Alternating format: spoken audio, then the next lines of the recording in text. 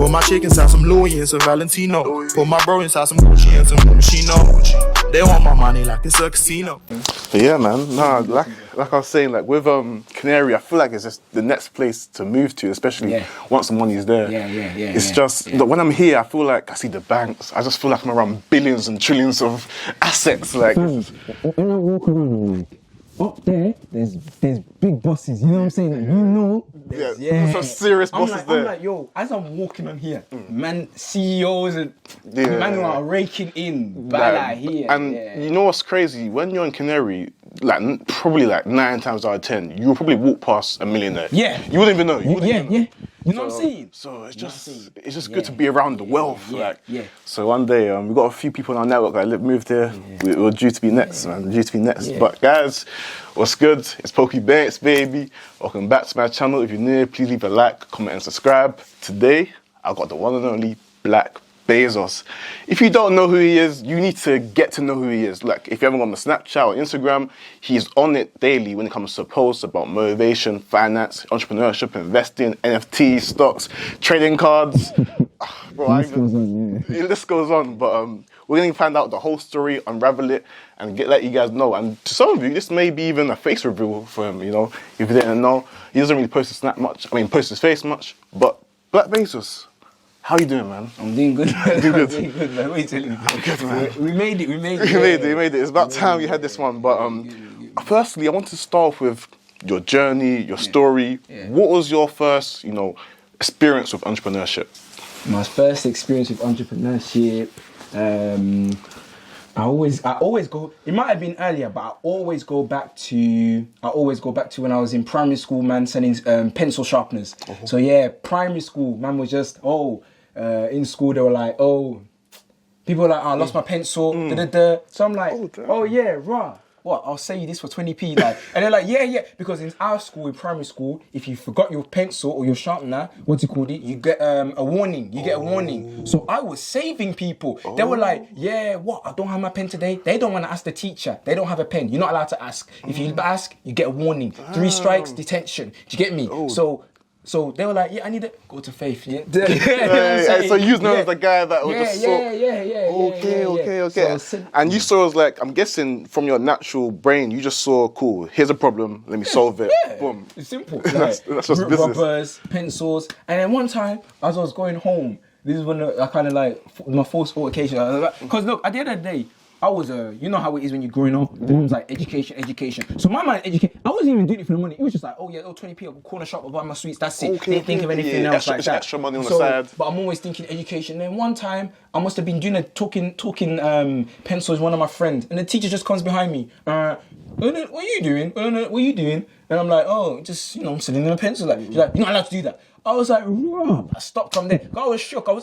Primary school. I was like 8 years old, bro. I was like 8 years old. That's that's interesting. Yeah. I think my entrepreneurial journey also started in school, but later. So this was in year 8 when I was 13 years old, and that was from selling cookies, drinks, and stuff in school. The reason I started was because I wanted the BlackBerry. Everyone around me had the BlackBerry, but I had a Nokia. But my parents wouldn't buy me one, so I thought I have to hustle it somehow. So my dad used to give me these cartons that I'll take to school to drink, but this time I started taking 3 to school. 1 I'll drink and 2 I sell for like 50p each, £1. And then from there I realized there's a demand selling sweets. I was a guy selling cookies in the school, so we both get it from school. So that's crazy, that's good. So moving on, what would you say was your first entrepreneurial experience in terms of like a proper business after? Like how did it develop? Was it okay? So we did the same thing. After I got into secondary school, after some time, I saw one guy there selling sweets and chocolates. I go, cool. How? I don't know, after some time, he's selling sweets and chocolate. I see him. I go, all right, cool. Went to the Poundland. 7 packets of crisps. I went, bought that for £1, went there, and I'm selling them each for 50p. I go, hold on a minute. So I just made £3.50 and I bought these for £1. That's £2.50 profit. Wait a minute. If I buy 3 packs of these now, that's 7, 14, 21. Sell all those for 3, 6, 9, £10.50, and you just double up.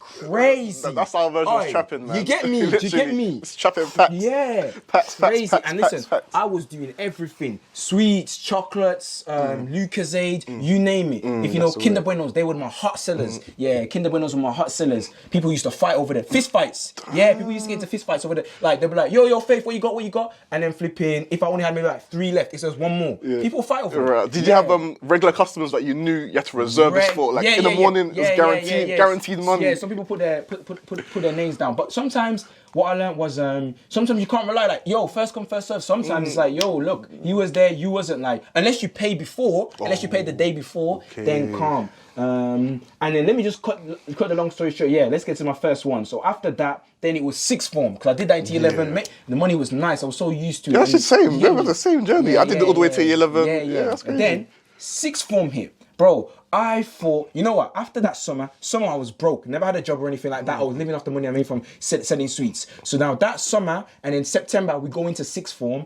I'm thinking, yeah, sixth form, let me stock up. I'm going to go crazy. I must have bought maybe 30 Kinder Buenos. I went crazy, bro. I spent money. I come in like this.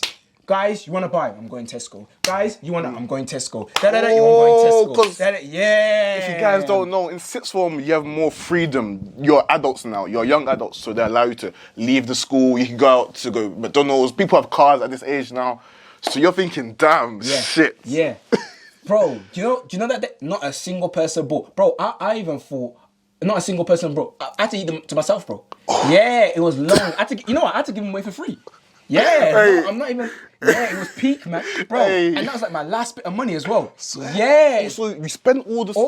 You're thinking sixth form was calm. Yeah, bro, I spent every penny I had on stock ready for sixth form. I said, let's go. Like every penny I had over the summer. I don't know whether or not I had a job. I don't believe I had a job. Maybe I had a job. And if I did, I spent every last penny ready. So within the first week, that just slapped you in the face. Yeah, the first day slapped me. God. Slapped me, fam. God. So cool, you're thinking, okay, I'm in trouble, I need to make money somehow. Or were you thinking, you know what, let me just do my education? I just thought, it was done. I just said education, I just thought it was done. Like, not, I need to make money somehow straight away. But I was just like, what? Like, I was down in it. I was down. You know how you're down for a period? So that period, I was down in it. I was just down and flipping. I was just down. And then, my first one, e-commerce, dropshipping. What made you decide, My friend. Okay. So, we were just chilling there. We were just chilling one time in sixth form, and my friend goes, this is back in 2017. My friend goes, yo, guys, he's on YouTube. Me and my 2 other best friends, that's us, like, you know what I'm saying? Yeah, but I'm obviously the one who's out there, innit? I'm the one who's out there, but we're all like that. Yeah, my friend, yo, guys, there's this thing called dropshipping. It's the new wave. We're just thinking, yeah. Dropshipping. We're thinking, whatever, innit? Do your thing, innit? And he goes away, he does it with my other, 2 of them, so I wasn't involved, it was just them 2. In fact, I was quite focused in school, I think. It was just them two. And then, they do their thing, they're working. You know, I just see them working. Hot break time, dinner time, they don't want to talk, just working at the thing, working. They don't even talk to me, just working. I'm like, cool, I'm supporting it, they're doing their thing. And then, bro, so-and-so, just cut the long story short, what they were about to, they tried to do Facebook ads. They tried to do the Facebook ads. So they tried to do the Facebook ads and it didn't bang. It didn't do well. So they thought, cool, we're gonna close the store the next day. And then just by sheer, I don't know if you want to call it luck or miracle, they reached out to one influencer, whatnot, did some little deal there, got a shout out promo. They made 1K in one day. 1K. And you know, never ever making money. Imagine making, bro.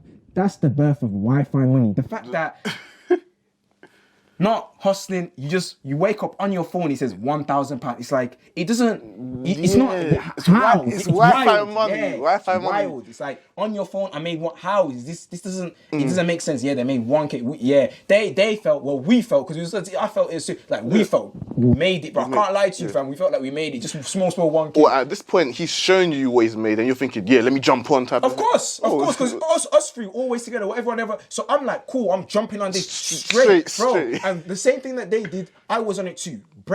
Forget about break times, dinner times. In the morning before school, I didn't have a computer at home. They have a computer, never had a laptop. All I had was an iPad that I bought from when I was reselling sweets and chocolates. That's all I had. iPad, everyone knows. So you're just hustling off your iPad, just going crazy. So but to do these websites, make these websites and stuff like that for dropshipping, you need computer level shit. Yeah. iPad couldn't do it. iPad, the best I could do was logos and stuff like that. Just managing it. Yeah. All I could just see was actually just see the prices, sales, and see the website. So man came in. So man was using the school computers. I was coming in morning. I was coming in break time, dinner time, even after school. I remember one time when there was parents' evening, and I just stayed after school till my mum came at 6 p.m. I was hustling. So you was working on my stores. Wow, that is big, and I don't think you guys understand. This is what it means to dedicate your life to something. A lot of you guys say, "Oh, I don't have this, I don't have this." He didn't have a laptop or anything to use at home. He's making advantage of the things around him, and he's just using that to level himself up. Yeah. He made use of the school Wi-Fi, made use of their resources. But at this point, you're thinking education is it the backbone, or you're still? Yeah, obviously, yeah. The education was second. Even though on my head, like, I need to get it, I want to be a doctor, Like, nah, Honestly, the focus was the dropshipping. 100% focus. Yeah, we could live and breathe that. You know, anyone who does Shopify dropshipping, there's a tune that plays with it when every time you get a sale. Let me see if I can put it up, fam. That tune, yeah. Me and my friends would be there in class. Even in class, we're just on our phone like that, just checking our stores. We were obsessed, bro. And the thing is, we was only making like 1K. Like, really wasn't making much. Wow. Shopify. Money sound, bro. When you hear this sound here, man. Wait, let me. You know it? Yeah. Listen. Right, so when you listen, this is what we do. So all three of us will be in class and we'll put our phones on loud, and then anybody that just gets that. We get gas. What you gonna say? Yeah, we get gas. So then, weren't people in the class are thinking like, "Oh, what's going on?" Yeah, but we didn't tell them. People knew like them man and this, but you know how it's really. You man just clicking, just doing thing. Obviously, teaching people like, "What's that? Turn your phone up." But we were getting gas. Yeah. So man, I started off with Shopify, and I could talk probably for an hour just on that e-commerce Shopify journey, 1 or 2 hours of the things that I learned, and like we went deep. Like we took L's just because I told you, like we took L's. Oh, what's it called? Mind you, the reason why I had to work so much on the computer because my first store didn't bang. I had to make like 5 different stores before that first store banged. That's what I'm saying. And you guys feel like just because one hustle doesn't work, it's over. Like you gotta keep trying. Trust me. What I say is, it doesn't matter how many businesses you fail. Once you make that one right store, it can set you up for life. So I'm guessing once that store came, your mindset, everything. Yeah, it took off. Because that store, it popped for me. Yeah, just like how they made their. May you say, it's a long time ago. What was the product? Oh, what was the product? Shit. What was it still? Cool. Is it still? I'll say it. I don't really care, fam. It was Travis Scott merchandise. What happened was I took advantage of Travis Scott. He just dropped. No, what happened was I was doing the merchandise route. What else did I try? Yeah, I settled the merchandise. I said to myself, hold on a minute, I can get the fake. They're making these 1-to-1 fakes, so I might as well just get that in. And I people knew it was fakes, man. You've been idiot not to. I never said it was real, but I just said, it was £30. You know, the real one was 200. So look, this is £30. Like, you know what I'm saying? And I was getting them for like £5. Yeah. And I was trying every artist. I tried New Uzi Vert, I tried Kanye West, I tried all these artists, but none of them were banging. And so one time I tried Travis Scott, and Travis Scott in 2017-18, he was blowing. You know why? 2 things: his new album Astroworld, and the fact that he was with Kylie Jenner. So those 2 things alone, bro. And also his fans, I think they're notorious for being crazy. So crazy, those 3 in conjunction, then I was doing that, and all I was just doing was it. Back then, some people, for those who know, back then, everyone knows that if you want to do dropshipping, it's just Facebook marketing. But back then, you didn't even have to do Facebook marketing. Just one shout out. Yeah, those guys there, my friends who made 1K in one day, it was just a shout out. £30 shout out, 1K. Maybe 50% profits or something. Cool. Moving on in the Shopify journey, I'm guessing it came to an end one day. Cause talk to me about why it came to an end. Or I think it came to an end because of I think maybe a conjunction of education. Focus on A-levels. Yeah, trying to focus on A-levels. Yeah, because I didn't do well, so I think I reset my year. So I had to reset the year the next year. All my friends are going up to uni as well, and then flipping. What else is there? I think we you know what it was. it was getting harder and harder. The shout outs weren't so you had to do more shout outs to get that same amount of money. A higher price and then as well. Facebook marketing was coming in, so you had to learn that. And I was finding it difficult to grasp myself around that Facebook marketing. So it was getting very, very, very, very competitive. Yeah. So it was just the scene was getting saturated, competitive, and I just think, and also education. It was like, in order for me to succeed in this, I'm gonna have to put even more time to it, taking away more time from education. So And you just failed the year, and Yeah, so you're not yeah, even in the yeah, mood. yeah, So you're not yeah, even yeah, feeling yeah, to yeah. even. I'm not even feeling. So I'm like, so just minding my business, and I think I just came around. This is probably when I came around sneaker reselling. So mind you, all right, cool. So You said that year that I reset. The year that the way the UK education system works is you do A levels, they give you free 2 years of A levels. But if you fail those 2 years, the next years you have to pay for it. You have to pay for it. Yeah. If you want to do like a year at 14, you want to do a whole. So I actually ended up doing my whole 3 A levels in 1 year. I wanted to reset. I wanted better grades. That's why I wanted better grades and flipping. So you have to pay for it. You have to pay for. Did I say you have to pay for it? Yeah, you have to pay for it. So guess what? All the money I made from e-commerce, it was private school. It was a straight private school. That place was a private school. So all the money I made from e-commerce and dropshipping, I had to put it all onto that private school. So in a way, you kind of set back to level 0 in a way. No, straight 0. Just like that. Yeah, just like the sweets and selling. So straight 0. Straight 0.